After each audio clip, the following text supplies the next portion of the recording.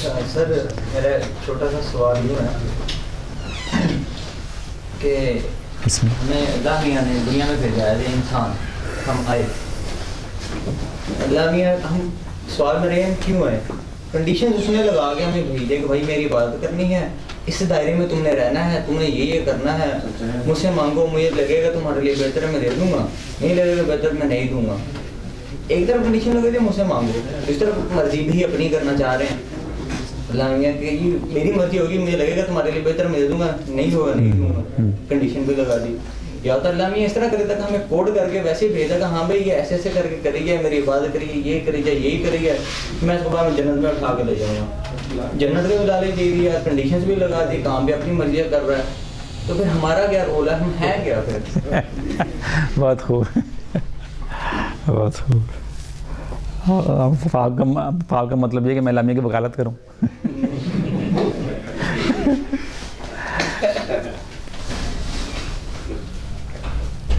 اس میں بات یہ ہے نا کہ جو باطنی حقائق ہیں ہم ان کو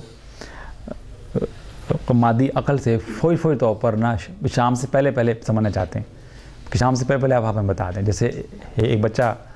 اگر کہہ رہا ہو اپنے والد سے جی مجھے جلدی شام سے پہلے بتا دیں شادی کیسے ہوتی شادی، بس وہ باپ کہتا ہے بھی جب تم بڑے ہو گئے تمہارے اندر خود بخود ایک شعور ڈیولپ ہونا شروع ہو جائے گا، اس میں پتہ چل جائے گا کہ شادی کیا ہوتی ہے، ہاں کیا ہوتی ہے، نہ کیا ہوتی ہے۔ تو یہ جو ہے نا باطنی نظام کے آگے مادی عقل کی حیثیت اصل میں طفل نہ سمجھ کی ہے، چونکہ ہم نے 2+2 سے کسی بات کو نہیں سمجھ سکتے۔ بہت سے حقائق ایسے جو کہ 1 اور 0 کے درمیان بھی ہیں، 1 اور 2 کے درمیان بھی، جبکہ ہماری جو مادی عقل وہ کہتی ہے کہ یا بتائیں 1 ہے یا 2 ہے، یا بتائیں سیاہ یا سفید ہے، اور سیاہ اور سفید کے درمیان کتنے رنگ ہیں ان کا ایک دریا بہہ رہا ہے۔ اس میں جو ہے نا یہ اس کو منطقی طور پر اگر اس کا کوئی جواب آپ کو مل بھی جائے گا تو اس جواب کے اگینسٹ پھر ایک اور منطق جو ہے سوال لے کر کھڑی ہو جائے گی۔ تو بات یہ کہ اصل سے پہلے اگر ہم نے خود کو بندہ مانا ہوا ہے تو بندے کا کام یہ ہے بندگی کرنا، اور کلام پاک میں ہے کہ ہم سے نہ پوچھو ہم نے کیا کیا، بلکہ تم سے پوچھا جائے گا کہ تم نے کیا کیا۔ تو ایک شعور اور ہے، اور یہ میں آپ کو بتاؤں کہ جس کو ڈیوائن کانشس کہتے ہیں نا، اگر ڈیوائن کانشس لینا چاہتے ہیں تو سب سے پہلے آپ کو تسلیم میں آنا پڑتا ہے۔ یہ نہیں ہو سکتا کہ ہم اپنے مادی عقل کے بھی دائرے میں رہیں اور ساتھ ہمیں کہیں کہ ڈیوائن کانشس والی بھی باتیں ہمیں سمجھ میں آ جائیں، ایسی بات نہیں ہوتی۔ یہ پھر اسی طرح ہوگا نا، جس طرح وہ حکم ہے کہ جی کعبہ کے ساتھ چکر لگانے ہیں، سوال نہیں ہے۔ نہیں میں کر رہا ہوں نا،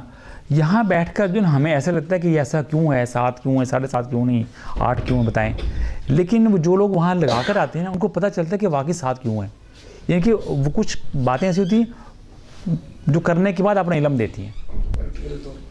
ہم لوگ نا کہ وہی بات ہے نا کہ ہم لوگ کتاب کو کتاب سے سمجھنا چاہ رہے ہیں، جو تن لاگے سو تن جانے والا۔ وہ میں کر رہا ہوں نا کہ میں کر رہا ہوں کہ وہ کعبے کے گرد لوگ والہانہ پن سے کیوں چکر لگاتے ہیں، یا بغیر حکم کے ہی کیوں لگانا شروع کر دیتے ہیں اچانک بیٹھے اٹھ کر، جو لوگ حج عمرے کے لیے گئے ہیں وہ جو جانتے ہیں۔ تو یہ جو وہاں جائے گا اس کو پتہ چلے گا، یہاں ہم بیٹھے صرف تصویر دے سکتے ہیں اور اس کے اوپر تبصرے کر سکتے ہیں بس۔ تو جو بندہ ہے اگر وہ خود کو بندہ کہہ رہا ہے تو بندگی میں آئے، ہر کویسچن کے بارے میں اسے حکمت پوچھے نا، تو آپ غالباً اس کا جواب دینا پسند نہیں کریں گے نا۔ اچھا ایک جملہ اور سن لیں، وہ میری پہلی کرن جو ہے کتاب اس میں لکھا تھا کس زمانے میں کہ کسی حکم کی حکمت ماننے کے بعد، کسی حکم کی حکمت جاننے کے بعد اسے ماننا در حقیقت ایک مشورہ ماننے کے مترادف ہے۔ اگر مجھے حکمت سمجھ آ گئی کہ میں اس کو کیوں نہ ہاتھ لگاؤں